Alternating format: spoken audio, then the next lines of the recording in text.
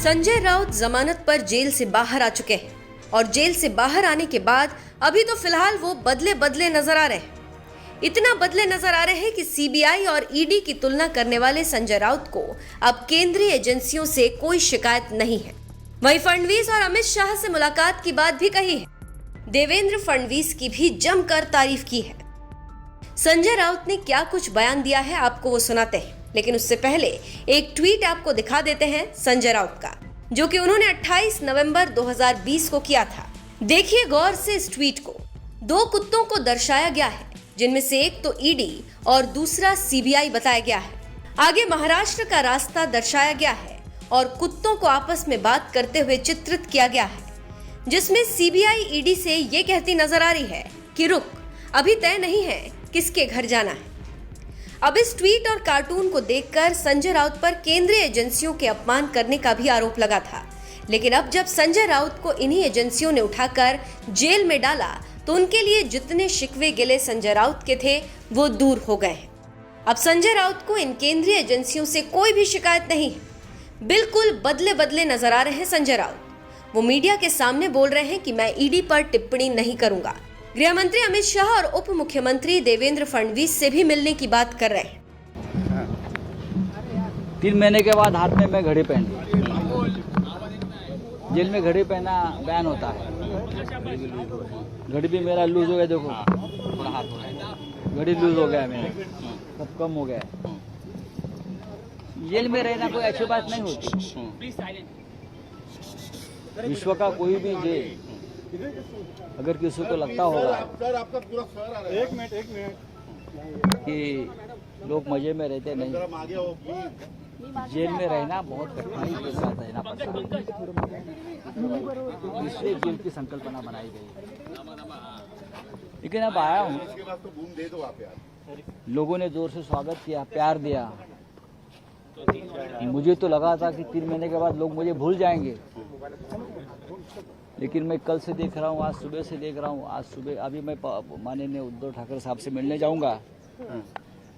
कल वो लगातार मेरे से बात कर रहे थे।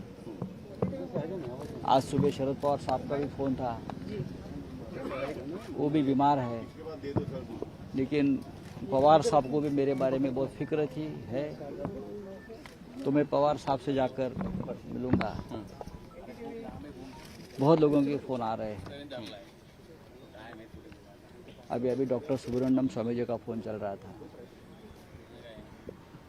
कल जिस प्रकार का कोर्ट ने ऑर्डर दिया है, उस बारे में पूरे देश में एक अच्छा माहौल बना है। मैं टिप्पणी नहीं करूंगा, ना ईडी पर करूंगा, ना जिस लोगों ने ये साजिश रची थी। अगर उनको आनंद मिला होगा तो मैं उनके आनंद में सहभागी हूँ, लेकिन मेरे मन में किसी के खिलाफ कोई शिकायत नहीं है और न मैं करूँगा। जो मुझे भुगतना था, मेरे पार्टी को भुगतना था, हमने भुगत लिया। मेरे परिवार ने बहुत कुछ खोया है, तो होता है ऐसा जिंदगी में, राजनीति में हम लोग। लेकिन इस प्रकार की राजनीति देश के इतिहास में कभी न देखी है। हमारा देश 150 साल गुलामी में था, उस काल में भी इस प्रकार की पॉलिटिकल वेंडेटा के राजनीति हमने देखे नहीं। दुश्मनों के साथ भी अच्छा व्यवहार किया जाता है पॉलिटिकल, लेकिन फिर भी मैं एक्सेप्ट करता हूँ। मैं पूरे सिस्टम को दोष नहीं दूंगा, ना मैं किसी केंद्रीय जांच एजेंसी को दोष दूंगा।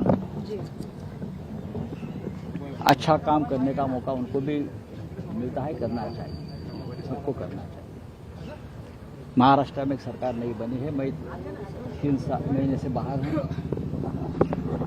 कुछ निर्णय सरकार ने अच्छे भी लिए हैं महाराष्ट्र के, मैं उनका स्वागत भी करूँगा। विरोध के लिए विरोध नहीं करेंगे हम लोग, कभी ना किया है। जो चीज़ें जनता के लिए और राज्य के लिए और देश के लिए अच्छी होती है, उनका हमेशा स्वागत करना चाहिए। महाराष्ट्र में देवेंद्र फडणवीस जी ने कुछ निर्णय अच्छे लिए हैं। जब मुझे अखबार पढ़ने का मौका मिलता था तो मैं पढ़ लेता था, और मैं ये भी देखता था कि अच्छा निर्णय है। खास करके हाउसिंग जो है गरीबों के लिए, घर देने का फैसला,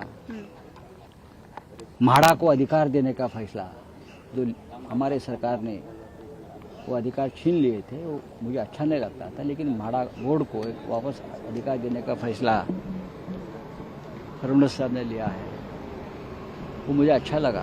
ऐसे बहुत से निर्णय है, सरकार होती है, अच्छे निर्णयों का स्वागत होना चाहिए। सर, जेल में किस तरह से समय बिताते थे, क्योंकि आपने कहा था कि बीच में आपकी तबीयत खराब हो गई, अभी भी है खराब। तो जेल में कैसे समय बिताते थे सर आप? तबीयत मेरी जेल में भी खराब थी, अभी भी खराब है। मैंने कहा कि जेल में रहना ये कोई आनंद की बात नहीं होती। जो दीवारें होती है जेल की, उससे बात करनी पड़ती है। बड़ी बड़ी दीवारें होती है जेल में, जो बाहर से कोई संबंध नहीं रहता, तो उनसे बात करनी पड़ती है, हमको एकांत में बात करनी पड़ती है।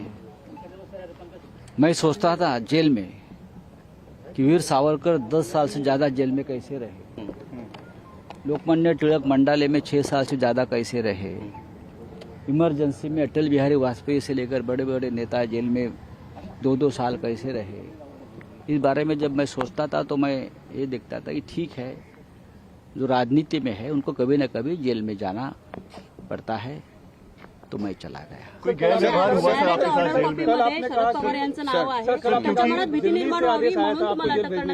आपने कहा कि दिल्ली से आदेश आया था आपको जेल भेजने का, और जेल भेजकर उन्होंने बहुत बड़ी गलती की है। नहीं, देखिए, अगर किसी को भी गलत इल्जाम में जेल भेजा जाता है तो वो गलती है किसी के लिए। मैं नहीं मानता हूँ, मैं मेरे बारे में बोल रहा हूँ। अनिल देशमुख जी के बारे में भी हाईकोर्ट ने जो निरीक्षण दिया वो देखने लायक है।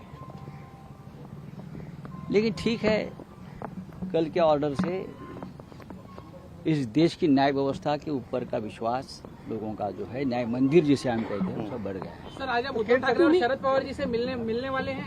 डेफिनेटली मिलूंगा मैं। दोनों नेताओं ने हमेशा मेरी फिक्र की है, जब मैं अंदर था मेरी परिवार की फिक्र की है, बार बार मदद करते रहे हैं, तो मैं सभी को मिलूंगा। मैं 2-4 दिन में राज्य के उप मुख्यमंत्री देवेंद्र फडणवीस जी को भी मिल रहा हूं। कुछ लोगों के कामों के लिए मैं मिलना चाहता हूं, उनको जरूर मिलूंगा। सर, मुख्यमंत्री से मिलेंगे आप? मुख्यमंत्री से मिलकर देखिए, मैं लगता है कि राज्य का जो कारभार है उप मुख्यमंत्री चला रहे हैं। जो मेरा निरीक्षण है कि इस राज्य का नेतृत्व आज भी फडणवीस जी कर रहे हैं, अनुभवी नेता है, और बहुत से महत्वपूर्ण निर्णय मैं उनके मुंह से सुन रहा हूं, और जो मेरा काम है सरकारी वो उनके डिपार्टमेंट में है। सर, आपकी लड़ाई बीजेपी से, और आप कह रहे हैं कि बीजेपी के उप मुख्यमंत्री से मिलेंगे, तो ये विरोधाभास है। मुख्यमंत्री किसी पार्टी का नहीं होता, वो राज्य का होता है। प्रधानमंत्री देश का होता है, किसी एक पार्टी का नहीं होता। मैं दिल्ली में जाकर प्रधानमंत्री से मिलूंगा और अमित शाह साहब से मिलूंगा, गृहमंत्री है देश के, और उनको भी बताऊंगा क्या हो गया मेरे साथ। सर, दिल्ली में जब मनीष सिसोदिया जांच एजेंसियों की पूछताछ से बाहर आए थे, उन्होंने आरोप लगाया था कि उन पर दबाव बनाया जा रहा है कि आप आम आदमी पार्टी छोड़कर बीजेपी शामिल हो जाए। आपका इस तरह का कोई अनुभव रहा क्या सर? देखिए, इस बारे में मैं जल्दी बात करूंगा, आज नहीं बात करूंगा।